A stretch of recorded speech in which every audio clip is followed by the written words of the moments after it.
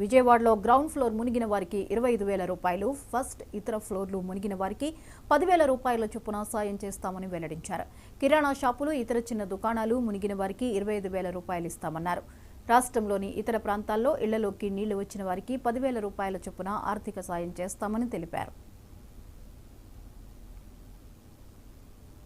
చెన్నైని మార్చేయమనండి, బెంగళూరు సిటీని మార్చేయమనండి, బాంబే సిటీని మార్చమనండి, హైదరాబాద్ సిటీని మార్చమనండి. బుద్ధి జ్ఞానం ఉంటే మాట్లాడడం మానేయమనండి, బుద్ధి జ్ఞానం లేకపోతే మాట్లాడమనండి. మీ ఇంటి మీద నీళ్లు వస్తాయని ఆకాశంలో పోతావు, నువ్వు ఇంటికి నీళ్లు రాకుండా చూసుకోవాలా.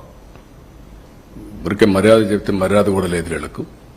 మర్యాద తెలుసుకునేది నేర్చుకోవాలి.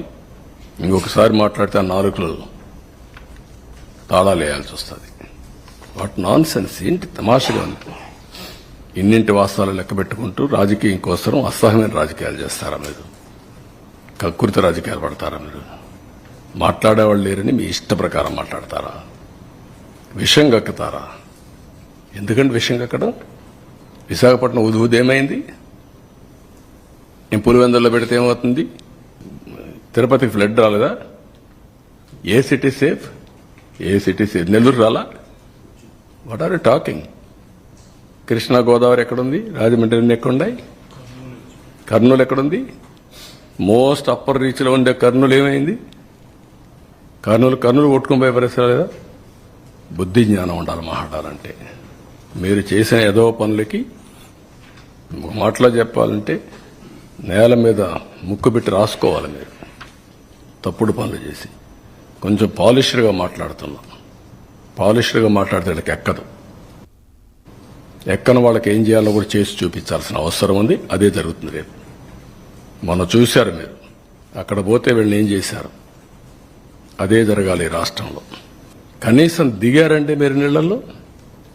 ఈస్ట్ గోదావరి జిల్లాకు పోతే రోడ్డు మీద తిరిగి మీరు వస్తే మీకు బాధలు తెలుస్తాయండి. మీకు నీళ్లలో దిగనవాడు బురదలో దిగేదానికి నీకు ఆలోచన చేసేవాడు నువ్వు ప్రజాసేవ పనికొస్తావు. నువ్వు అంటే ఏమనుకుంటున్నారు మీరు? అంటే ఏది చెప్పినా నమ్మేస్తారని అజం ఆ పేపర్లు పెట్టుకొని, తప్పుడు పేపర్లు పెట్టుకొని తప్పుడు ప్రచారాలు చేసుకుంటూ బతికిపోవాలనుకుంటున్నారు. ఆ ఆటలు సాగవు. అది గుర్తుపెట్టుకోమని హెచ్చరిస్తాను. ఈ తెలివైన మేధావుల్ని చెన్నైని మార్చేయమనండి, బెంగళూరు సిటీని మార్చేయమనండి, బాంబే సిటీని మార్చమనండి, హైదరాబాద్ సిటీని మార్చమనండి. ఆంధ్రప్రదేశ్ ప్రభుత్వం అక్టోబర్ 1 నుంచి అమలు చేయాల్సిన కొత్త ఎక్సైజ్ విధానం మీద ఈ రోజు చర్చించింది. మతం మధ్య పాలసీ ఈ నెలాఖరుతో ముగుస్తుండగా కొత్త విధాన రూపకల్పన కోసం 5 మంత్రులతో కూడిన కేబినెట్ సబ్ కమిటీ ఏర్పాటు చేసిన సంగతి తెలిసిందే. ప్రస్తుతం అమల్లో ఉన్న మద్యం విధానాన్ని సమీక్షించి తెలంగాణ, కర్ణాటక వంటి పొరుగు రాష్ట్రాల్లో అమలు చేస్తున్న విధానాలను కూడా ఈ సబ్ కమిటీ అధ్యయనం చేసింది. ఈ నేపథ్యంలో ముఖ్యమంత్రి చంద్రబాబు నాయుడు ఈ రోజు మంత్రుల సబ్ కమిటీతో సమావేశమయ్యారు. వారి అధ్యయనం గురించి అడిగి తెలుసుకున్నారు. దీంతో ఎక్సైజ్ విధానానికి తుది రూపు దాదాపు ఖరారైనట్టేనని తెలుస్తోంది. గీత కార్మికులకు 10% మద్యం షాపులు కేటాయించాలని కొత్త పాలసీ నిర్ణయించింది. ప్రజల ఆరోగ్యాన్ని దృష్టిలో ఉంచుకుని నాణ్యమైన మద్యాన్ని సరసమైన ధరలకు అందిస్తామని మంత్రివర్గ ఉపసంఘం ప్రకటించింది.